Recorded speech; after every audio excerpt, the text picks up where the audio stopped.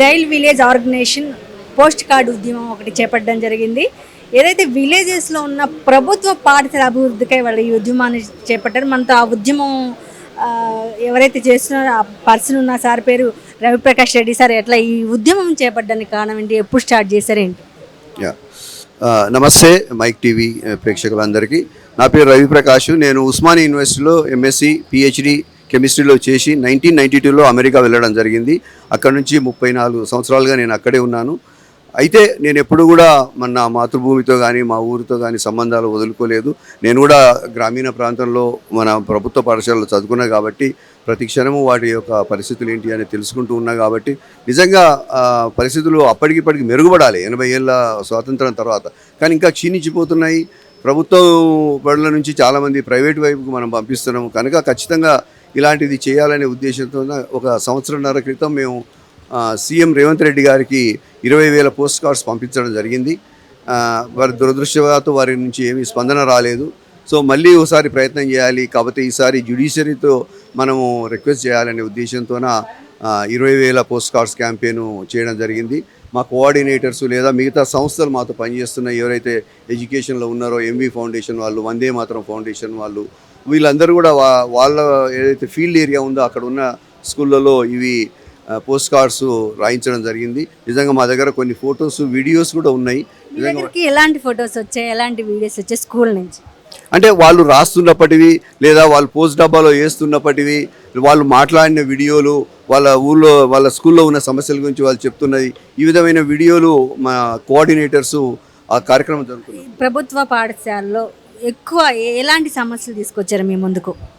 ప్రభుత్వ పాఠశాలలు ముఖ్యంగా తరగతి గదులు లేకపోవడము, రెండవది ప్లే గ్రౌండ్ లేకపోవడము, వాష్ రూమ్స్ లేకపోవడము, సరైన టీచర్స్ లేకపోవడం, ఇవి ప్రధానంగా ఉన్న సమస్యలు. దాంతోపాటుగా కంప్యూటర్స్ ఉంటే కంప్యూటర్ ఆపరేటర్ ఉండడు, లైబ్రరీ సరిగ్గా ఉండదు, సైన్స్ ల్యాబ్స్ ఉండవు. సో మనం ఎక్స్పెరిమెంట్ ద్వారా నేర్చుకోవడే అవకాశాలు లేవు. కేవలం ఒక 4 గదులు ఉన్నాయి, ఒక 4 టీచర్లు ఉన్నారు.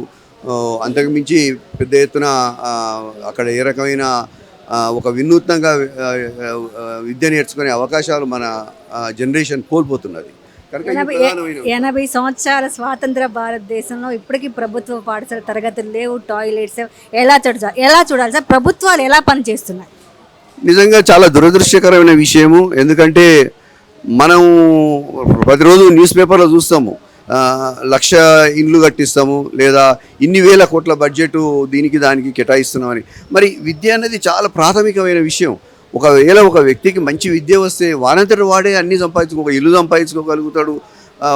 అన్ని రకాల వాడి వ్యవసాయానికి కానీ లేకపోతే అన్ని రకాలుగా వాడు బాగుపడడానికి వానంతటి వాడే ప్రయత్నం చేసుకుంటాడు. కానీ అది వదిలిపెట్టేసి వానికి అది ఇస్తాము ఇది ఇస్తాము అని చెప్పి తాయిలాగా చేయడం అనేది సరైన పద్ధతి కాదు. ఖచ్చితంగా బడ్జెట్ను కేటాయించడం ద్వారా ప్రభుత్వం వాళ్ళ చిత్తశుద్ధిని చూయించి విద్యకు సరైన పీట వేయాలన్నది మా ఉద్దేశం.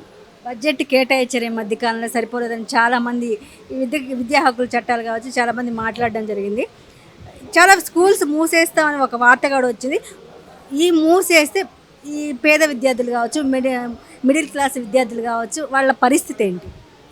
అంటే వాళ్ళు చెప్పే రేషనలైజేషన్ ఏదైతే ఉందో, అంటే ఇప్పుడు 10 మంది స్టూడెంట్స్ ఉన్న దగ్గర 4 టీచర్లు ఉంటే అది సరైనది కాదు. అంటే 4 టీచర్లు 10 మంది పిల్లలకి ఏం చెప్తారు? కాకపోతే అలాంటి ఎందుకు వచ్చినాయి అనేది ఆలోచించి టీచర్స్ను చుట్టుపక్కల ఉన్న 2-3 స్కూళ్ళను కలిపి మంచి స్ట్రెంత్ వచ్చే విధంగా ఎందుకు పిల్లలు పోతున్నారు అంటే ప్రైవేట్గా ఎందుకు పోతున్నారంటే ఇక్కడ సరిగా లేకపోవడం వల్ల. కనుక సమస్యను గుర్తించకుండా కేవలం ఆ ఎగ్జాంపుల్స్ చూపించి స్కూల్స్ మూసేయడం వల్ల ఇంకా పరిస్థితులు దిగజారిపోతాయి తప్ప దానివల్ల పేద విద్యార్థులకు కానీ పేద కుటుంబాలకు కానీ ప్రయోజనం ఉండదు. మీరేదైతే డైల్ యువర్ విలేజ్ అనే ఒక ప్రోగ్రామ్ చేపట్టడం, ఈ ప్రోగ్రామ్ బాగా ఎలాంటి డెవలప్మెంట్స్ వచ్చాయి? ఏమంటారు? ఎలాంటి డెవలప్మెంట్స్ వచ్చాయి? ఓకే, మేము కేవలం ఈ క్యాంపెయిన్ చేసి ఏదో డిమాండ్ చేయడమే కాదు, మేము కూడా మా సొంత డబ్బులు నిధులు అక్కడ సేకరించి గత సంవత్సరం మహబూబ్నగర్ జిల్లాలో 10,000 చెస్ బోర్డ్స్ డిస్ట్రిబ్యూట్ చేయడం జరిగింది.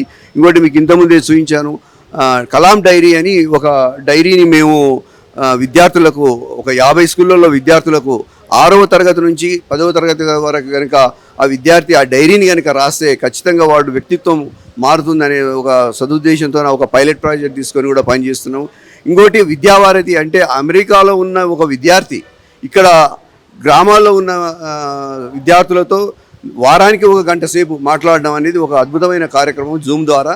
దాని ద్వారా కూడా పిల్లలు ఎంతో ప్రేరణ పొందడము, ఆత్మవిశ్వాసం పెరగడము, మేము అమెరికాలో ఉన్న పిల్లవాడితో మాట్లాడుతున్నాము అనే ఒక గొప్ప భావన అనేది కూడా వాళ్ళను ఉత్తేజపరుస్తుందని మేము భావిస్తున్నాం. ఈ విధంగా అనేక వినూత్న కార్యక్రమాల ద్వారా మేము ఇక్కడ ఉన్న విద్యార్థులకు సహాయం అందించడానికి ప్రయత్నం చేస్తున్నాం.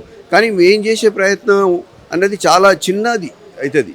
కానీ ప్రభుత్వం కనుక నిజంగా చిత్తశుద్ధి ఉండి చేస్తే వాళ్ళు చాలా పెద్ద ఎత్తున చేయగలరు. కనుక అవి చేస్తూనే మేము మా యొక్క కమిట్మెంట్ మేము చూపించుకుంటూ ప్రభుత్వం కూడా ముందుకు రావాలి అనే ఉద్దేశంతో ఈ ప్రోగ్రాం చేపట్టడం జరిగింది.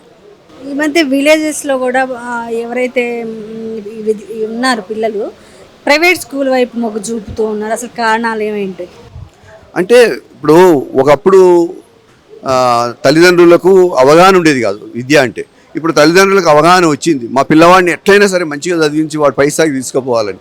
కానీ ప్రభుత్వం దగ్గర సరైన వసతులు లేకపోయేసరికి మీ దగ్గర టీచర్లు లేరు కదా సార్, మేమేం చేస్తాము, కనుక మేము ప్రైవేట్గా పంపించాల్సి వస్తుందని వాళ్ళు అంటున్నారు. మనం కూడా వాళ్ళని గట్టిగా అనలేని పరిస్థితి ఏర్పడ్డది. ఎందుకంటే మనం చూపించకుండా, ఆల్టర్నేట్ చూపించకుండా మీరు వెళ్ళొద్దు అంటే కూడా అది సరైనది కాదు. కనుక ఒక రకంగా సంతోషపడాల్సింది ఏంటంటే తల్లిదండ్రుల్లో ఆ ఆలోచన వచ్చింది, మా పిల్లల్ని గట్టిగా చదివించుకోవాలనే ఆలోచన వచ్చింది, అది సంతోషకరం. కానీ వారి యొక్క కోరికను మన ప్రభుత్వం మీట్ కాలేకపోతుంది. వాళ్ళు ఏదైతే ఆశపడుతున్నారో దాన్ని మనం ఫుల్ఫిల్ చేయలేకపోతున్నాం. కాబట్టి వాళ్ళు అప్పైన చేసి ప్రభుత్వ పాఠశాల ప్రైవేట్కు వెళ్ళాలనేది వాళ్ళ ఆలోచనగా ఉంది. కనుక వాళ్ళ ఆలోచనను మనం తప్పుపట్టలేము. మనమే దానిని మనం సవరించుకోవాల్సిన అవసరం ఉన్నది.